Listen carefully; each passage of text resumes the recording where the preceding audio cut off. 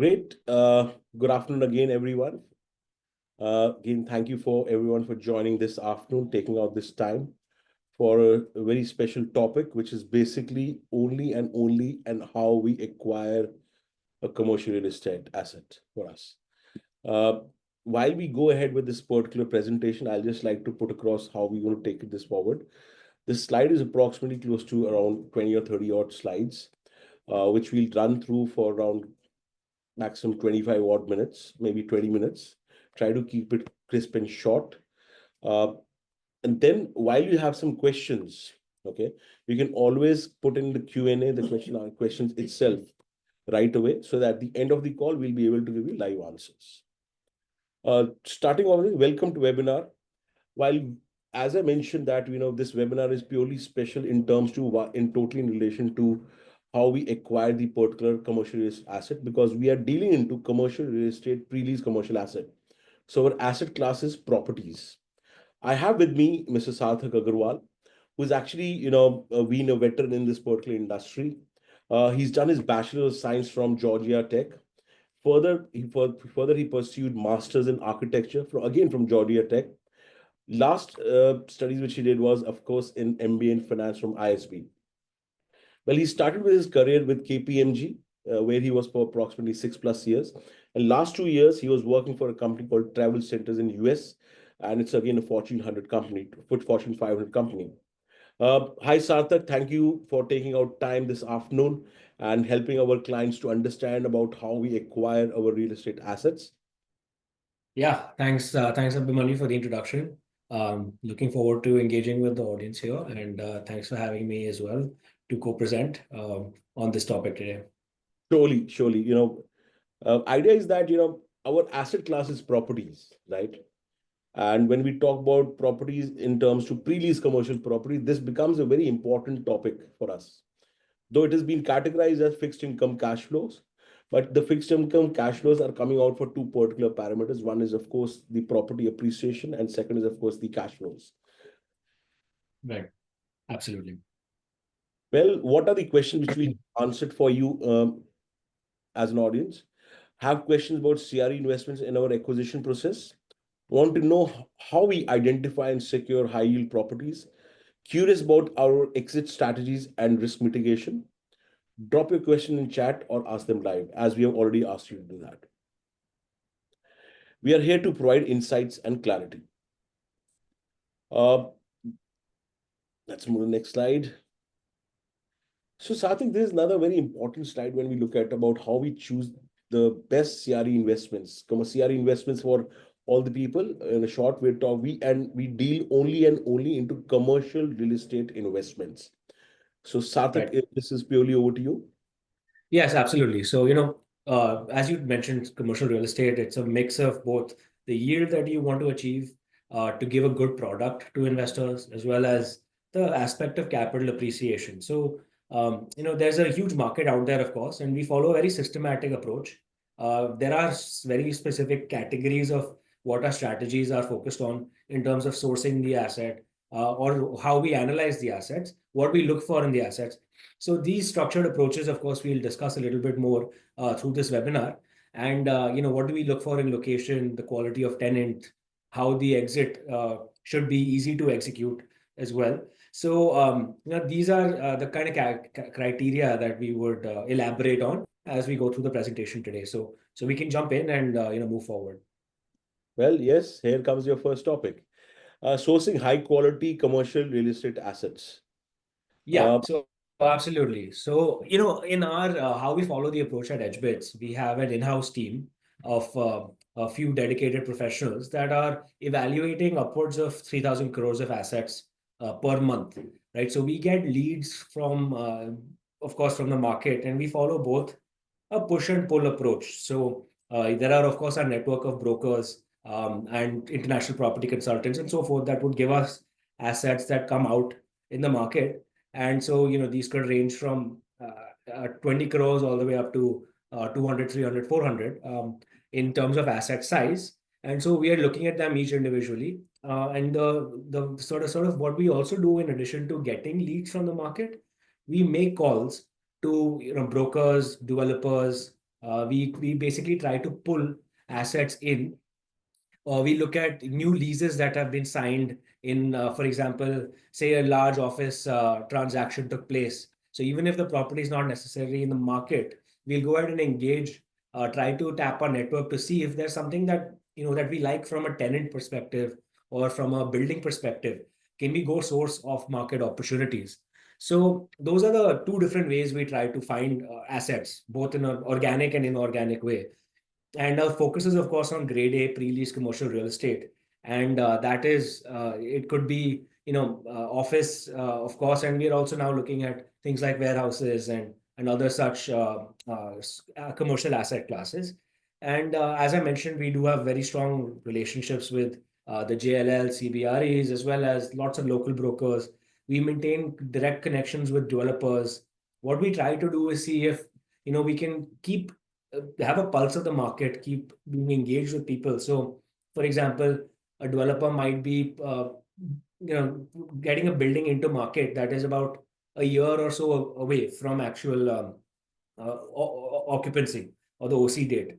So what we'll do is we'll engage early on and see, are there ways that we can perhaps get into some kind of forward LOI with them, or we can, so Right, that then we can help influence, the tenant that comes into that building. That tenant should be of a high quality as well. right. So, it's a sort of puzzle of pieces that you want to ultimately, you have to build a pipeline trying to piece together all those pieces to ensure you meet all the criteria. And of course, this the sourcing aspect is one, and then also trying to see how we can keep that pipeline going and looking forward a year or 2 years in advance as well. Yeah, I And of course, totally we do also look at, we get a lot of opportunities that could be sale leaseback opportunities, request from, MNCs, Fortune 500s. So we try to participate in all of these RFPs as well, so that we can get, the highest quality assets out there. great. And I'm sure this, of course, makes it a very solid point while you have a great connects in the market, which clearly showcases with our current, uh, quality of the buildings and as well the tenant quality, because I'm sure everybody in the world would like to have a tenant like a Microsoft in their portfolio or a Toyota in their Absolutely. portfolio. And we're great to have that because of the acquisition team in place. Uh, Going forward, while we evaluate asset and tenant quality, I'm sure there are certain factors which you look into it. Yeah, absolutely. So, from an asset perspective, I think one of the things that's really important to sort of think about is, what the asset location. Real estate, of course, location is everyone has heard that. So, what is it that about location, right? So, you want to be in areas that are that have shown historic potential, that are because what happens typically is when an MNC or someone goes to a broker or an IPC like a CBRE JLL, saying they want to set up an office in Bombay. Usually, it's a broker network or those international property consultants that will suggest the micro markets to the potential client. So you want to be in those kind of micro markets, of course, BKC being a flagship one, but then Andheri, for example, in Mumbai, Powai also has a good sort of growth that's been there. Thane, where we recently launched, or actually we're close to completion on one of our assets, right? These are micro markets that have shown consistent performance, and there's a demand from people. People know those micro markets.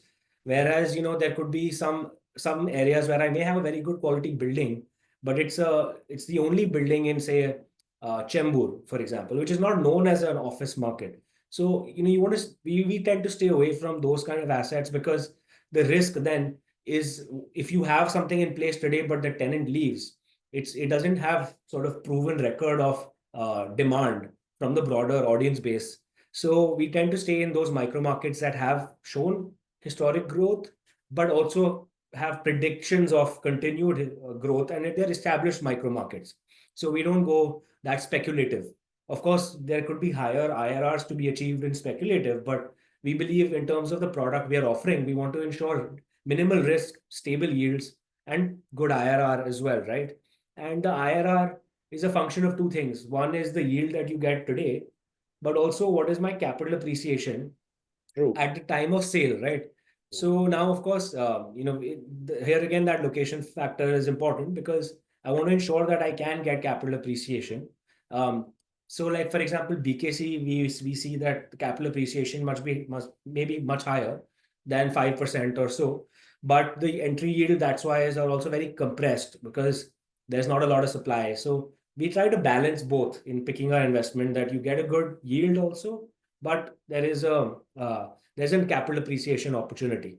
So that's how we pick the locations that we focus on, right? With the minimal potential risk Noted.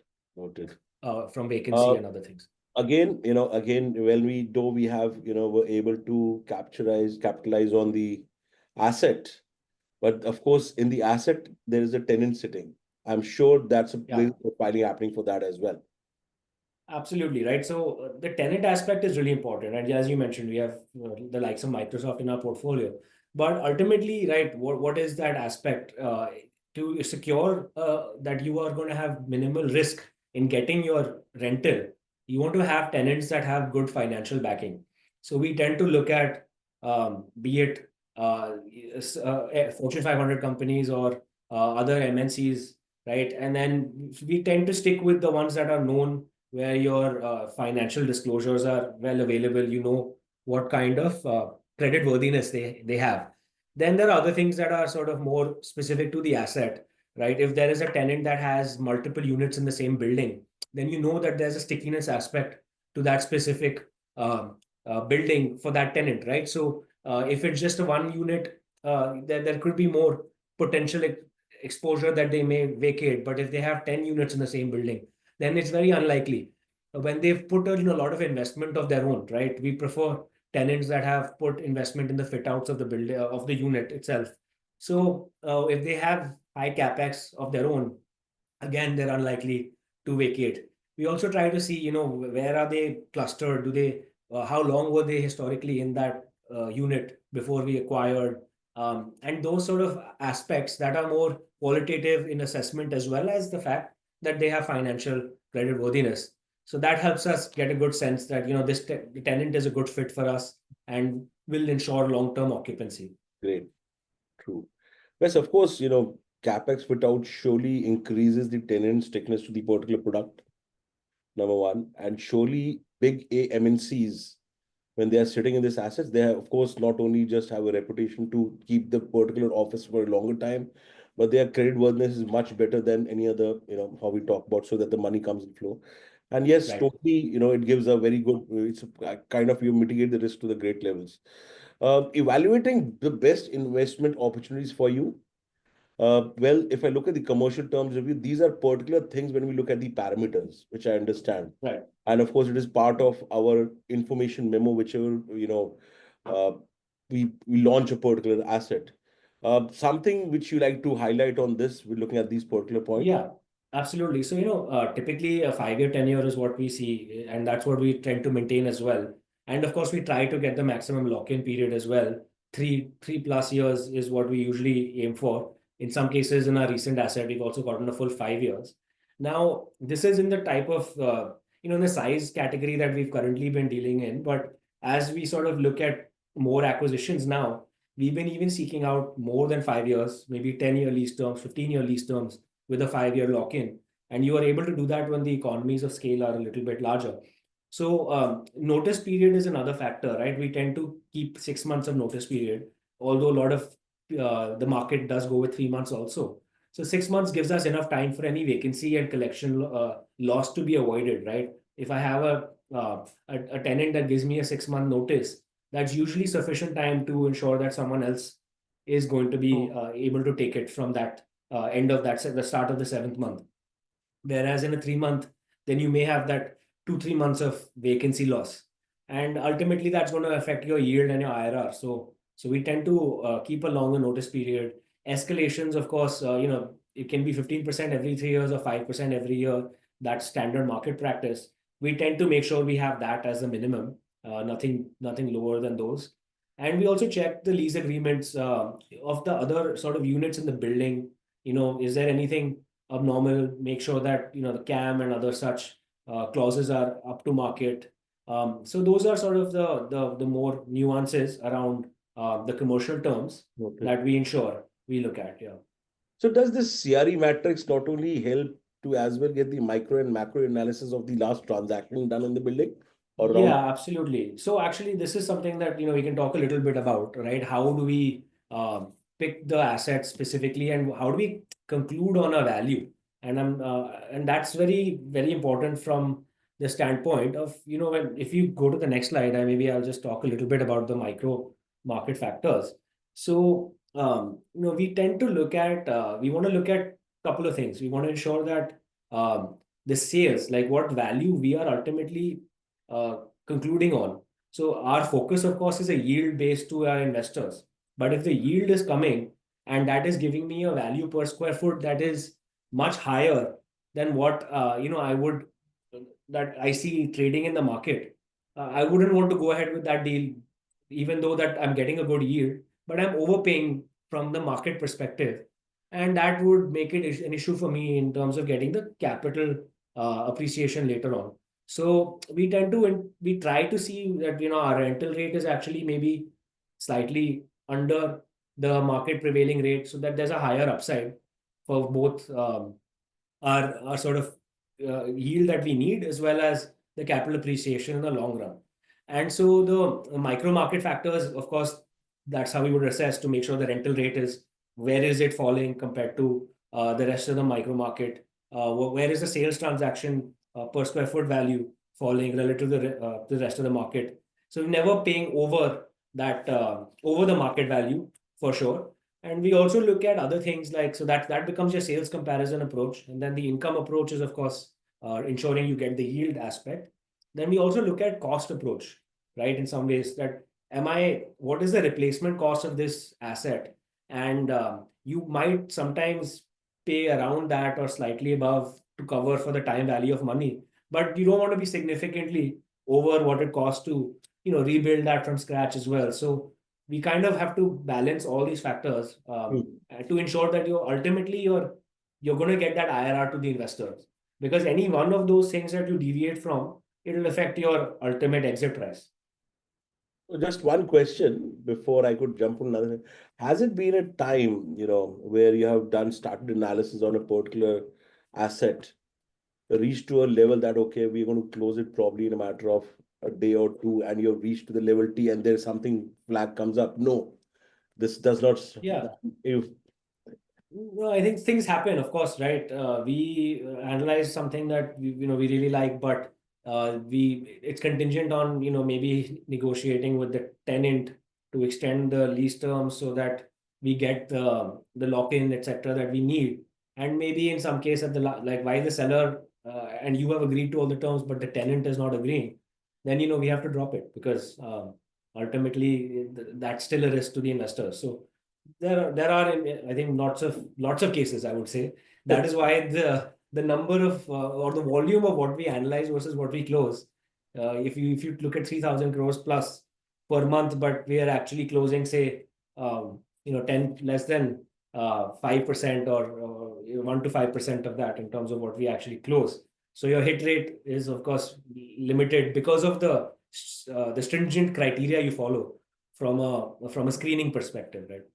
But I guess this stringent and criteria which is actually laid down by you, it has actually helped us, and Yeah, help us go grow future, because there is something which we have been mentioning on our information memo, which is the presentation, is basically, of course, people do believe in cash flows because it is backed by a fixed rental agreement. But a good another cash flow point is basically your entry price point, and of course, the stickiness of the particular product from the tenant. Right. absolutely Of right. course, these And particular we've things seen, might yeah, help.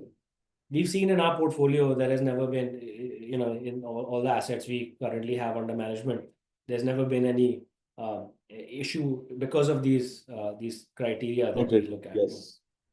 One good part which I always see that till date, whatever assets which we have done, the furnitures and fixtures are done by the tenant. Yes, That yes. is one So important which I guess we've always, taken care of. yeah, Of course, the current asset which we are doing in Thane, wherein the furniture and fixtures are done by the tenant, and the one which you surely picked up, it's a 5-year lease and a 5-year lock-in and a great entry correct. price Yeah, point. Well, yeah. I have another slide for you, which is, of course, going to be a talk of going future and now, and of course we are reaching out to this particular thing. how AI, would help Yeah. us, and we Yeah. part of So almost what all our meetings, Correct. So will help now, us. everyone has an expectation that you're deploying AI in some form or the other in your sort of work. So what we do basically is we take the micro market data and we try to see, right, like what has been the historical uh, appreciation, not just from a sale price basis, but comparing that against the rental rates. Usually there's a correlation between the two, and that's what we try to do on a micro market level. That even if they don't have sales transactions, but based on my most recent rental transactions, what is that market sort of implying in terms of property appreciation? So that's where we are leveraging a little bit of AI to see the micro markets that we choose show that trajectory based on the rental rate movement, where the capital value appreciation could be highest. Great. Well, I'm just thinking, like we currently, I guess, according to our last discussion, we are working for Mumbai, Bangalore, Pune, and which other locations are we, scouting on the assets, if I have to talk about? Yeah, so we are always looking at the major cities, of course. So far, the preference has been Mumbai, Bangalore, as we see, the amount of sheer volume and demand of that we're seeing because of the office market in Bangalore and Mumbai, where the supply is the vacancy levels are very low, about 15%, 14%. And so that always gives us confidence that, whatever we acquire today will have that appreciation factor. We're seeing similar in Pune also in the low 18, 19, 20%, something like that is the vacancy rate there. So NCR has slightly higher vacancy rate, Hyderabad as well. So while we are analyzing those markets, we haven't necessarily acquired something there because we see that there could be in a really good asset, we may go for it, but otherwise we're not as confident on the appreciation there as Noted. we see in the strong markets of Bombay, Bangalore. But of course, this is subject to change, right? Even Hyderabad is seeing huge amount of global capability centers coming in, and so that when we see that vacancy level is compressing a little bit, then we may start looking at Maybe acquiring in those markets as well. maybe I feel like Hyderabad being the third largest, even the busiest airport is maybe people a lot of moving towards that particular location. Yeah, it Though is the growing vacancy is very phenomenally. high, Yeah. lot of supply coming in, it could be the next place where the people might like to park money. But of course, Yeah. as you rightly mentioned, it should be the right product and the right entry price point and the right laws. Absolutely. So Hyderabad has not no FSI restrictions as such compared to I know, I Bangalore, know. etc. Yeah, I've heard about And that. Bombay. So that's also a consideration, right? So Yeah. as we see that there are some really good quality assets that are there in Hyderabad and other such cities, but I think we would just want to see if and be a little more cautious over there before we put an investment. Because ultimately, we again, like I mentioned, we can't be speculative. We have to be very focused that we're getting those kind of uh, returns that we're expecting. Great. So something again, see, our pure presentation is purely focusing around one particular thing because customers over here come here to have a low risk and how we can, whatever the risk is that, how we can mitigate that particular risk. Again, Correct. same kind of slide, but I'm seeing some different way or put across if you want to just cover this particular point up, how the Yeah, state. absolutely. Right. So once it's shortlisted and then we've got that offer, of course, all the criteria we've already talked about as to what balancing of the rental yield, the tenant profiling, and the capital appreciation expectation that we require, and not also not paying over the what the prevailing market rental rate is or sales comparison transaction rate is. Then we also loop in JLL, CBRE, etc., more from our sort of professionalism, diligence standpoint that that we have an expert opinion to ensure that we're not overpaying, and we tend to come in lower than what the valuation reports from industry experts would be. So that again gives you a little bit more confidence about that capital appreciation number later on. So that's how we sort of get to that final closing. And there's also the due diligence aspect from a legal perspective that's Right. quite important, right? And that happens as we go in the term sheet itself. Simultaneously, we start the legal process, right? And here it's very important, of course, and in India, especially, there are minor nuances in real estate that could be significant in terms of cost. For example, there could be some agreement was given to the developer by, say, some governing body, and like MIDC, for example, and it says if the land has to be conveyed to the society, there could be a huge charge. So, those kind of things we really look out for. If something like that is there, then we ensure we, do some kind of escrow agreement with the developer or something like that to protect our investment, right? So that, because we don't want our investors to have any unaccounted for future expense. I know. That is really important. So, and that's sort of very, very important in our process, I'll say, because it's also part of de-risking the investment, that nothing, no liability may emerge that that is not accounted for, So and for clear title, of course. Yeah.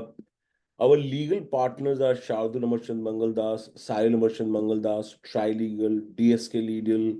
These are among the top five IPCs, or I should say, sorry, legal firms in the country. And we like to choose the best to actually do the right due diligence for our properties. And it's a robust process again. You they Yeah. do the search report. I guess you can talk more about this, since you've been closely working with them. Yeah, absolutely. I mean, so one is, of course, the data gathering phase, etc., and coordination with the developer to ensure we get closure. But what we do, what helps with firms such as this, and is that there is no point left in the diligence process until you get 100% certainty that everything has been checked off.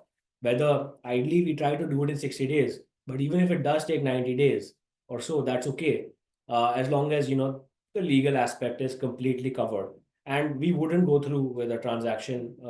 And that's sort of the advantage of fractional ownership also, right? Because whatever that investment of the legal firm is, etc., it can be shared by all the investors that are in that scheme, right? So you don't have to cut corners in any way, and that's sort of what we ensure we do, right? True.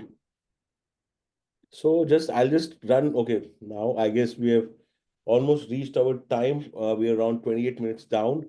So quickly, I'll just run through few topics. Why is investor trust hBits?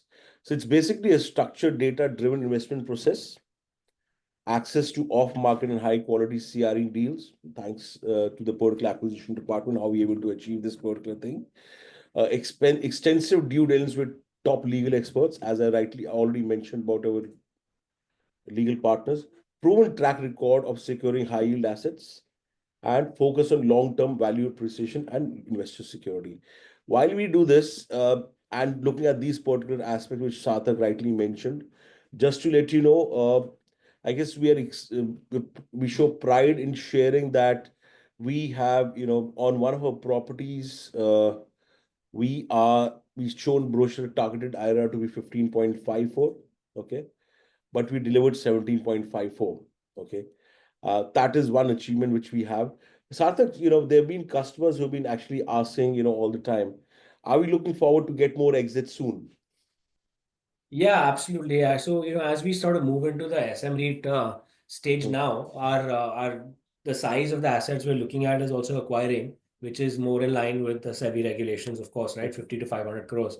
So mhm. we are looking at some of our earlier assets and looking at exiting. Of It's a course, matter of also looking at, when the rental increment will kick in, because then we agree. know we'll get a better I value. agree with you. So it has to be a little carefully articulated approach. Agree. Um, to ensure, because in some cases, if you're a little bit lower than market in your rental rate and you are expecting an increment, you better hold off. Even if it's 6 months, you'll get a much better price. I agree. So that's where we are at. But we're evaluating quite a few of the earlier assets, and I think within the next 6 months to 9 months, we should see a few divestments as well from the earlier portfolio. So for everyone's view, generally we ask our clients to invest in the opportunity between 4 to 6 years. And we see that generally in few contracts, there could be yearly appreciation, incremental rental increment. They could be bi or every 3 years, right? Like in the case of Akruti, it's every 3 years, 12.5% rental escalation. Or if we talk about the current opportunity which we are doing, French MNC, French listed tech MNC, there's a 15.1% rental escalation at the end of The the second second year. year. Yeah. While we say that, it makes it a point because for audience over here, whenever there is a rental escalation, what is basically the book definition of rental escalation is not just the escalation, it is basically an adjustment to the base price of the property, which actually helps us to get the base price of the value of the property go up. And when we like to exit, it gives you the required IRR which we have targeted for you. Well, these are the tenants which we have in our portfolio. Actually, there are many, but just to quickly talk about ICICI, Citel among the top 10, Citel now, which we call as Found Ever, among the top 10 tech service providers to the globe. MAN is a French listed company, which basically is a supplier of huge fragrance and flavors. In Ingenico e-payments, one of the biggest payment gateway in the world. Toyota Financial Services, Microsoft, Gupshup Technologies, and many more. Uh, to talk about our legal partners, as I already mentioned, Shaudan Merchant Mahandas, Cyril Merchant Mahandas, Trilegal, DS Killing, and we as well have Vadi and Gandhi. Banking partner is ICICI Bank, taxation partner is Deloitte, PwC, leasing partners JLL, Cushman, Colliers, CBRE, Savills, Anarock, valuation JLL, data and research partner, because any kind of a presentation which we happen to send across to you, it is not just driven by our own numbers. It is actually authentic numbers provided to us with a company which is government validated. Our trusteeship company is Access Trustee, technology is AWS and Lead Square. Well, we have over a 500 crores AUM, approximately 1 lakh global registered users. Today, I'll just 1 second, please. We have approximately 1,500 channel partners across the globe. These are the kind of people, or I should say, the investors come from. I've invested from HSBC, Infosys, Siemens, McKinsey. You talk about the company, we surely have invested from that particular company. Well, that was what we wanted to talk about. So I think there's some questions in the Q&A as well. Happy Wow. to go through them, right? So there's a Yes. question on status of the SM REIT. I'll start from the top. So yes, actually we're in pretty much, we've been with going back and forth with SEBI on the application. We're more or less in the final stages and expect to have that, this month or early next month. So that will allow us to start looking at launching something in the SM REIT side as well. And we likely would see that maybe in the next 3 months time frame, something will be put up in that scheme for the SM REIT. That's the goal, and of course, subject to SEBI approvals and so forth. So that timeline may change because now we have some oversight. SEBI has to give the green light before we can list. Agreed. Right. So I have a question from Mr. Abdul Ghafoor. How can someone liquidate the investment after 2 to 3 years in case needed? From previous asset experience, was there any such early exit request? If yes, what is the approximate timeline? Yes, though we talk about our assets that you should be actually over, be invested with 5 years. Well, yes, there is no lock-in period for you. You can choose to exit at any given point of time. All you need to reach out to us is at the operations at hbits.co or reach out to your investment managers. Well, as Sarthak rightly mentioned that we are in a process of migrating all our assets. Post we moment get the SM license. So all you need to click of a button on the exchange and you'll be able to exit in that particular opportunity as well. Because this asset which we are talking about is a SEBI compliant asset.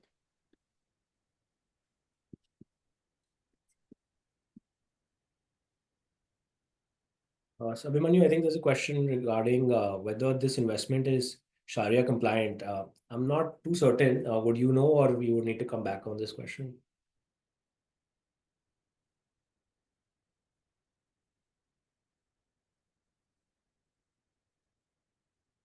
Some audio.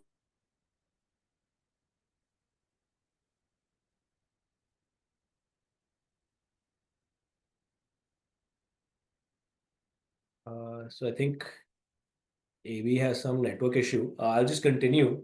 Um, so I'm not too sure about the Sharia compliance. Let us come back on this, although it should be given it's a you know typical. It's not a high risk investment, but I'll have to put that back to be confirmed for now. Um, and Mr. Sameer Dalwai, yeah, thank you very much for the feedback. And Abhimanyu, of course, has been certainly a pillar for us.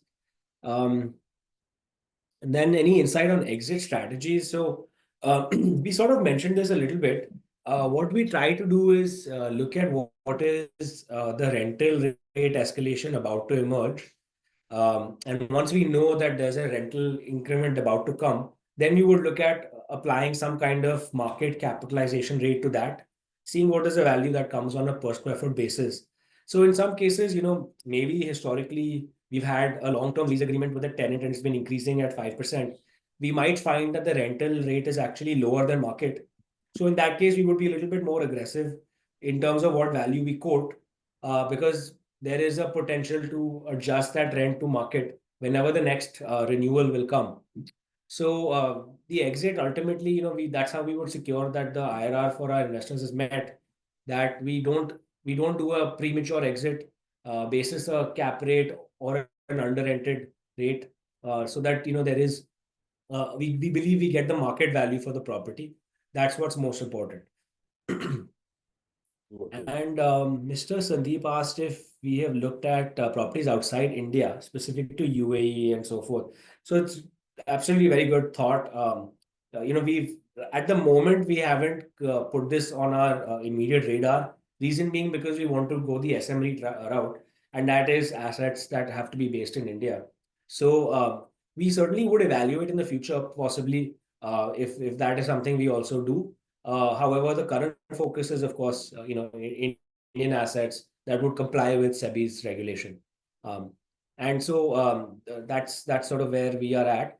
And of course, in India, we're seeing there is a lot of demand for good quality office space, and the supply is sort of not up to the level of the demand. So it's still a pretty lucrative market if you can get the right deals from our standpoint.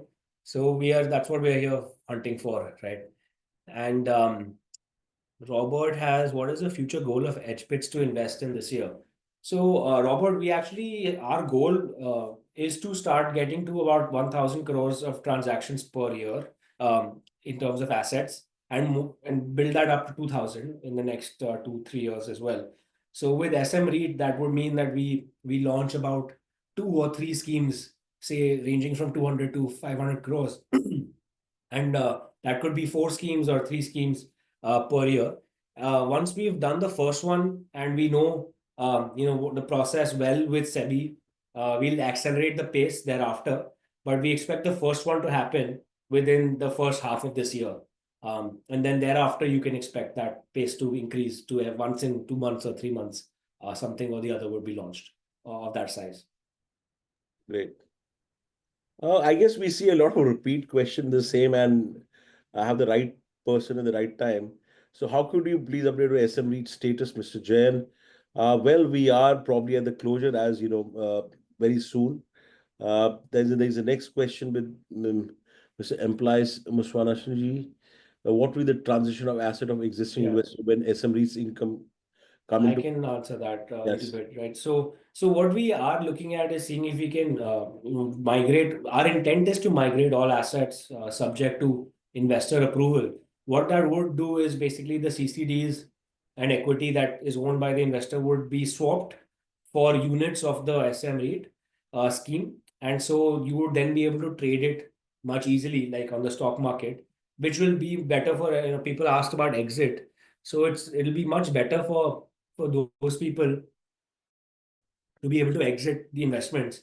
And you could also see that there would be a inherent value increase that could be realized because the rental rate now would be higher than what was ultimately raised for the original acquisition.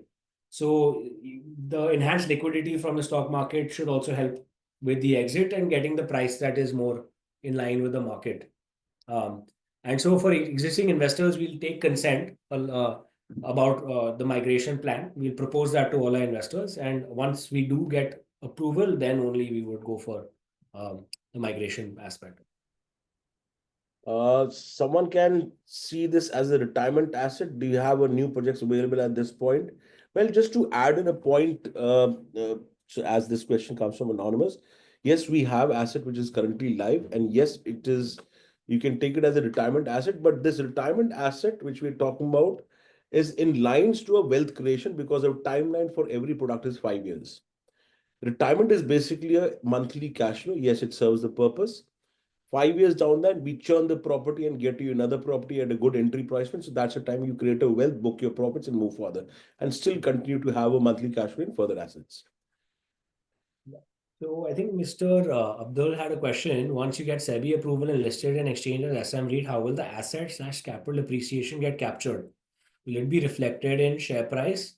So, as the market dynamics are, of course, we can't predict, but what is required in the SM REIT guidelines is that you have to publish the valuation reports in a certain frequency.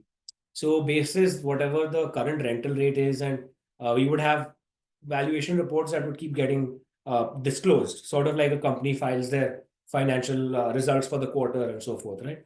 So those sort of once a company files their results in there are fluctuations in the stock price basis what is happening in the market, right? So similar to that in the SM REIT as well, we'll publish updated valuation reports which would reflect the current value of the asset, and how the market moves based on that would be up to the dynamics of the market, but there would be a mechanism in place for this disclosure in a more systematic manner, and so that should inherently reflect in the price as well. So, how do you ensure that the tenant doesn't leave post lock-in, or how fast can you get a new tenant? Yeah. So that this is part of the criteria we had before, right? We believe that in most cases, the tenant selection that we've done, despite the lock-in, the tenant is very unlikely to leave because they've been there a long time or they have multiple units in the building. We also engage with them, right, to get a sense of that, if they've invested a lot of money in fit outs. So they're unlikely to leave even post the lock-in. And so that's one area that we tend to, in our criteria, we tend to look at those factors. But, there isn't a guarantee that a tenant can't leave. Of course, that is uh, after the lock-in, they can give the notice period. That's where we try to keep the notice period long for 6 months. That's a reasonable amount of time to ensure you get a new tenant in place. Hmm. So we have very good relationships with all the brokers. So if we know a tenant is about to leave and we get that notice, we are very quick to act.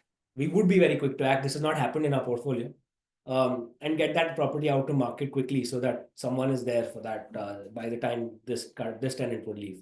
And we also pick location like buildings and micro markets where there's a consistent demand, right? So like I mentioned earlier, while Chembur is a good residential neighborhood, it doesn't have a lot of office buildings, and so if we had a building there, someone vacated, it would be hard to fill. It could take a year or 2 years. So we tend to not invest in those areas where we don't have consistent demand.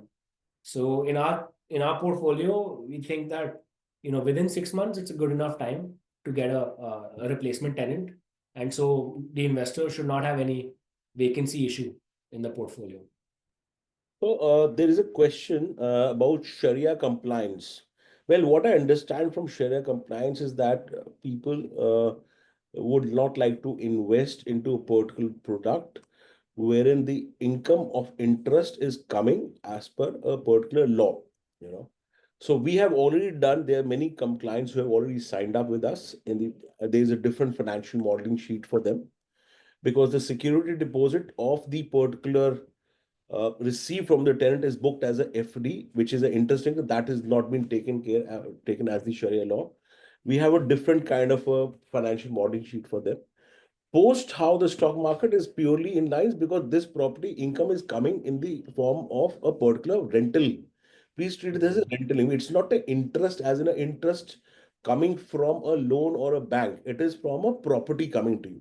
So it does to some extent covers that particular thing. But since I'm not a best subject matter to that, to talk about it. Well, I like to as well highlight one particular thing because we're just short of time and we have already exceeded by around 2-3 minutes. Sarthak has kind of helped us to understand how we evaluate certain properties. In the current opportunity, as we speak, just to let you know, our French listed tech MNC opportunity is approximately 94 or maybe 95% sold out. We have hardly 3 or 4 days left for this asset to be filled up any moment of time. So if you're looking out for this particular asset, please log into or reach out to your investment managers and get your questions answered. The highlight of that particular property is the tenant is Teleperformance, a 10 billion euro company. Uh, the vacancy percentage, a very important factor for that particular building, is it's 100% occupied. Vacancy percentage is 0%. It's constructed by Usher Group. And Usher Group is known for their development. They have built up around 12.5 million square feet. About the tenant, they have been in the building for the last 10 years. They've just done their third renewal and they look forward to being in that building for a longer horizon. It's a And 5 year. they have many units in the same building as well, Yeah, right? so they have actually picked up around 3 lakh square feet in that particular building, and we are just doing 37,000. So it's very difficult to get a tenant going to another particular place, which may be a new construction. New construction will lead them to have a higher cost. This property is already giving them a kind of a good quality and a good, their requirements. So they're here to stick to stay. And as well as the furnitures and fixtures are done by the tenant. We are talking about 8.75% entry yield in that. 5 year average is around 8.71. We are talking about a targeted IRR of 15.16. And one of the biggest USPs why people are looking forward to buy this particular property is, well, we did the valuation of this property from our valuers, which is JLL. They have mentioned this valuation to be around 18,500. Along with that, how Sarthak mentioned, we look at CRE matrix data. That CRE matrix data helps us to find transactions in and around that particular location. So there was a transaction happened in, I guess, 22,000 per square feet in the year 2022. And you'll be glad to know that we have got you this particular opportunity at a pricing of 15,230 rupees a square feet. Well, a great room of improvement in terms to not improvement, I should say acceleration of your income into wealth creation. With the latest RBI rate cut, please understand everyone that whenever there is a RBI rate cut, it's inversely proportional. Automatically, the commercial property prices will go up. So this is the right time, right place, right opportunity in place with us, and we all are here to take care of your investments. We just hardly left with very few slots. Please book now, log into hbits.co and invest now. And please reach us at our different handles, social handles at LinkedIn, Insta, and you get regular updates over there. Before I end, I'd like to thank everyone and Sarthak to please thank you for joining us, helping us sharing such particular product information, how you evaluate and take this particular journey for our customers purely risk-free and mitigate the risks to the end and make the customers really happy. Glad I was here. Yeah, thank you so much and appreciate everyone's involvement and engagement with the questions and so forth as well. So hope to do more of these and as we go forward. Well, yes, very soon we'll be talking about SM REITs. When we come, we'll surely call you again. Absolutely. Sounds good. Thank you. Great. Thank Thank you. you, everyone. Thank you, Sarthak. Thank you very much. Yeah, have a great day ahead. Bye-bye.